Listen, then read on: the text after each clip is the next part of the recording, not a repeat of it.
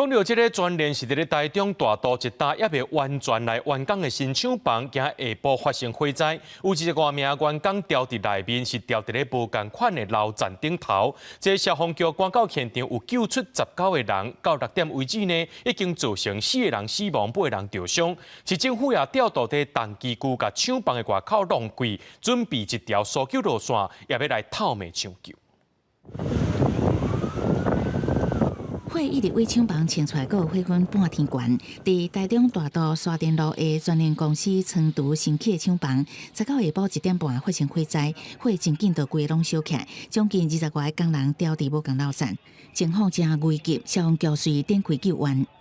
他们在做人员清查的时候，还有发现大概5到8名的这个民众啊，目前电话是没有接通的啊，所以这个部分我们已经派2组的人员携带水线进到现场去搜救。新起厂房面积28734平方公尺，是地上4站、地下1站的建筑，内底有真侪玻璃窿帮。消防局出动分推车救援，为4楼救14个人落来，3楼救5个人出来。厂方是讲，也有5至8人失联，另外有一个工人火灾拄发生的时阵，为4楼跳落来，当场失去性命迹象，送医急救也是救无倒来。医院患者主要是全身有一些熏黑的情况，以及双脚明显变形骨折的情形。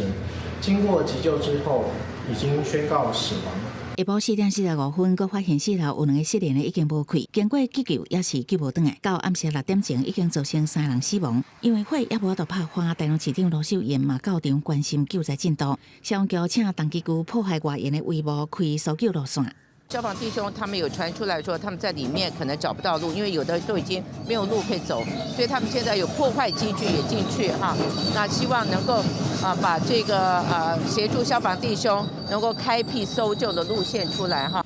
救出来的民众拢总有8人，数日性砸伤，意识清醒，分别送五车东综合病院，也甲沙拉公联病院。除了6楼的死者也无法度确认身份以外，其他死伤者拢是台湾籍工人。